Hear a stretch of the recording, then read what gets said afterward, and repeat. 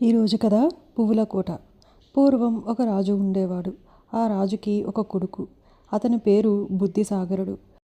రోజు సాయంకాలం గుర్రాలశాలలోకి వెళ్ళి పంచకళ్యాణిని స్వయంగా వేసుకుని స్వారీకి వెళ్ళటం అతనికి అలవాటు.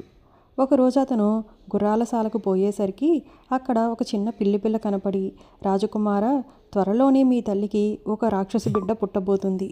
ఆమె నిన్ను, మీ కుటుంబాన్ని మింగేసి ఇల్లు నేలమట్టం చేసేస్తుంది. కనుక నీవు భూలోకం చివరన ఉన్న పువ్వుల కోటకు వెళ్ళిపోయావంటే తప్పించుకోగలుగుతావు అని చెప్పింది.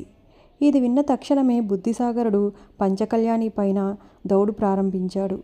కొంత దూరంలో అతనికి ఒక మైదానం కనపడింది. అక్కడ ఇద్దరు అవ్వలు కూర్చుని కుట్టు కుడుతూ కనిపించారు. దారం తెగిపోతే కొత్త దారం తీసుకుని, సూదులు విరిగిపోతే కొత్త సూదులు తీసుకుని వాళ్ళు అలా కుడుతూనే ఉన్నారు.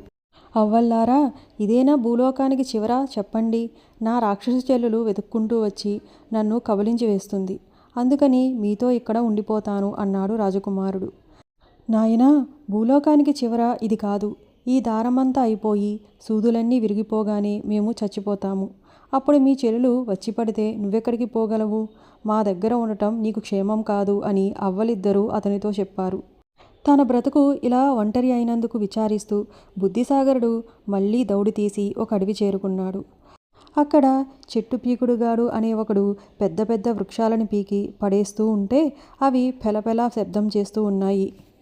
రాజకుమారుడు అతనితో, అబ్బీ, ఇదేనా భూలోకానికి చివర? చెప్పు. నా చెల్లెలు వెతుక్కుంటూ వచ్చి నన్ను కబలిస్తుంది. అందుకని నీతో ఇక్కడ ఉండిపోతాను అన్నాడు. నాయనా, భూలోకానికి ఇదే చివర కాదు. ఇంకా కొద్ది చెట్లే ఉన్నాయి. అవి పీకడం పూర్తి కావడంతోటే నా ఆయువు తీరిపోతుంది.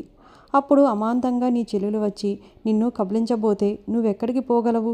నా దగ్గర ఉండటం నీకు మేలు కాదు అని చెట్టు పీకుడుగాడు చెప్పాడు. బుద్ధిసాగరుడు మళ్ళీ గుర్రం ఎక్కి దౌడు ప్రారంభించాడు. ఈసారి ఒక కొండ ప్రదేశం కనపడింది.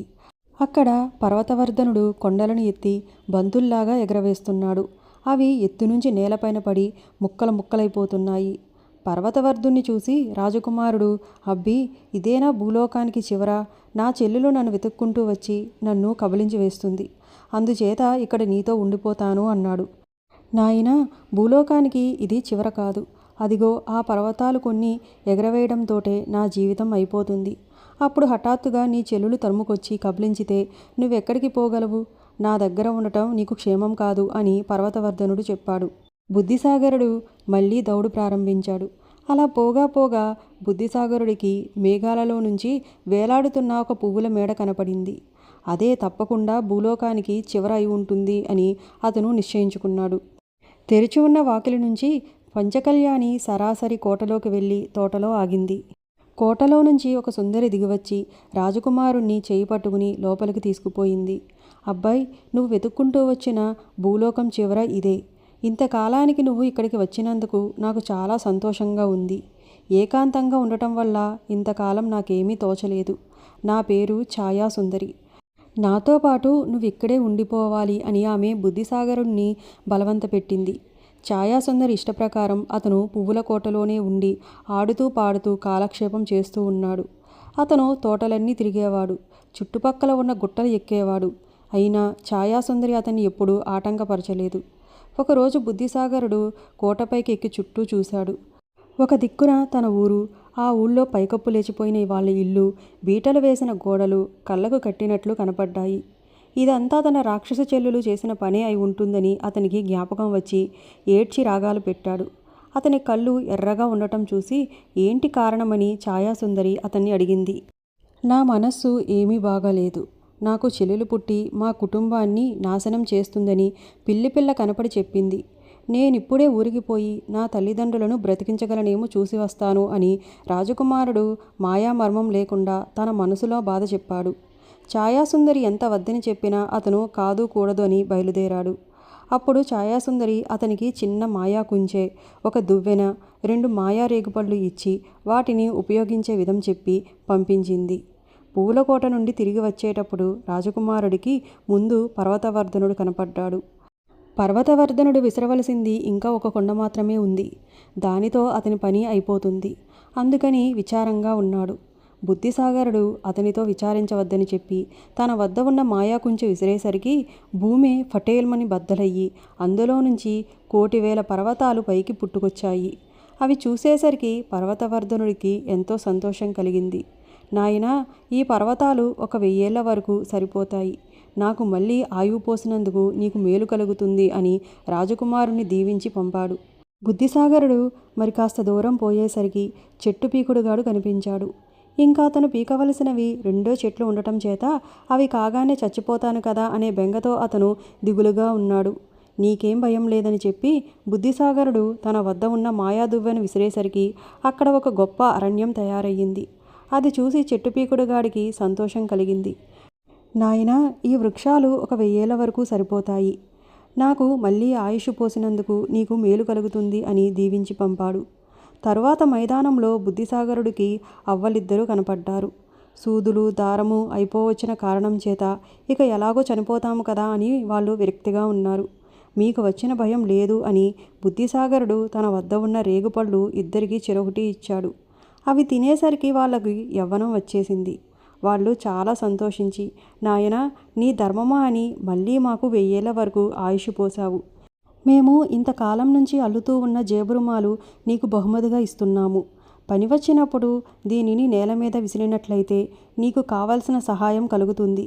దగ్గర ఉంచుకోమని చెప్పి దీవించి ఇచ్చారు. బుద్ధిసాగరుడు ఇల్లు చేరేసరికి తల్లి లేదు, తండ్రి లేడు. ఒక తలుపు కన్నంలో నుంచి అతను ఇంట్లోకి తొంగి చూశాడు. ఆమెను చూసి బుద్ధిసాగరుడు భయపడి పారిపోబోయేసరికి చిరునవ్వు నవ్వుతూ చెల్లెలు యువతలకి వచ్చి, అన్నయ్య, నీకోసమే ఎదురు చూస్తూ ఉన్నాను.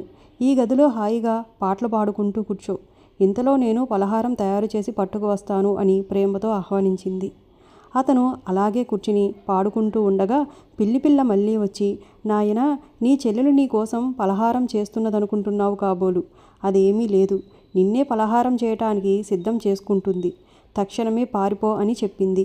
పిల్లిపిల్ల సలహా ప్రకారం బుద్ధిసాగరుడు పంచకళ్యాణి ఎక్కి పరుగిచ్చుకున్నాడు. పాట ఆగిపోవటం కనిపెట్టి చెల్లెలు గదిలోకి వచ్చి చూసింది. అన్న కనపడకపోయేసరికి అతని జాడ కనుక్కుని ఉరుముకుంటూ వెంబడించింది. అప్పుడు బుద్ధిసాగరుడు అవ్వలిచ్చిన జేబురుమాలు తీసి విసిరాడు. అక్కడ ఒక లోతైన అగాధం ఏర్పడింది. ఆమె అది దాటి వచ్చే లోపల అతను అడవి చేరుకున్నాడు. రెప్పపాటు కాలంలో ఆమె అడవికి వచ్చేసింది.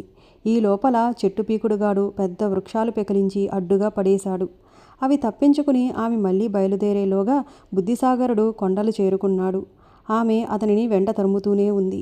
అక్కడ పర్వతవర్ధనుడు మాత్రం ఊరుకుంటాడా? గొప్ప పర్వతాలు కొన్ని ఎత్తి అడ్డుగా పడేశాడు. వాటిని తప్పించుకుని ఆమె మళ్ళీ వెళ్లే లోపల బుద్ధిసాగరుడు పువ్వుల కోట చేరుకున్నాడు. ఈసారి ఎలా తప్పించుకుంటావు అని అరుస్తూ గోల పెడుతూ ఆమె వెంట పడుతూనే ఉంది. మేఘాలలో నుంచి ఇదంతా కనిపెడుతూ ఉన్న ఛాయాసుందరి కోట తలుపు తెరిచే ఉంచింది. పంచకళ్యాణి మళ్ళీ తలుపులో నుంచి సరాసరి వెళ్ళి తోటలో ఆగింది. రాక్షస చెల్లెలు గర్జించుకుంటూ వచ్చి, నా అన్నను నాకిచ్చేయి అని ఛాయాసుందరిని అడిగింది. నేనివ్వను, పో అని ఛాయాసుందరి చెప్పింది. ఇలా దెబ్బలాడి అతనిని జయించలేము, యుక్తి చెయ్యాలి అని ఆమె నిశ్చయించుకుంది. వెంటనే చిన్న పిల్లలా మారిపోయి ఛాయాసుందరి దగ్గరికి వచ్చి, పోనీ నేనొక్క మాట చెబుతాను. నన్ను మా అన్నని తాసులో పెట్టి తూచు. ఎవరు ఎక్కువ బరువుంటే వాళ్ళు గెలిచినట్టు. నాకంటే అతను ఎక్కువ బరువైతే మాట్లాడకుండా పోతాను, లేకుంటే ఎత్తుకుపోతాను అని అంది. ఈ మాటలకు ఛాయాసుందరి నవ్వి సరే అంది. త్రాసు చిప్పలు భూలోకపు చివరకు ఆనేటట్లుగా ఛాయాసుందరి మేఘమండలం నుంచి వేలాడదీసింది. బుద్ధిసాగరుడు ఎక్కిన చిప్ప కిందకంటా దిగిపోయేసరికి కోపం కొద్దీ చెల్లెలు శరీరం పెంచి, ఇదిగో నేనే ఎక్కువ బరువు అంటూ త్రాసు చిప్పలోకి దూకింది. ఆమె బరువుకి త్రాసు చిప్ప తెగిపోయి ఆమె నేల మీదకి పడిపోయింది. ఆ చిప్ప ఎప్పుడైతే తెగిపోయిందో బుద్ధిసాగరుడున్న తాసు చిప్ప పైకంటా లేచింది. అతను తెరిచి ఉన్న తలుపులో నుంచి దూరి మేఘమండలంలోని పువ్వుల కోటలోకి వెళ్ళిపోయాడు. కోపం పట్టలేక పళ్ళు కొరుకుతూ ఉన్న చెల్లెల్ని చూసి నవ్వుతూ ఛాయాసుందరి మెల్లిగా కిటికీ తలుపులు మూసేసింది. అప్పటి నుంచి చెల్లెలి పీడ లేకుండా ఛాయాసుందరి బుద్ధిసాగరుడు హాయిగా ఉన్నారు.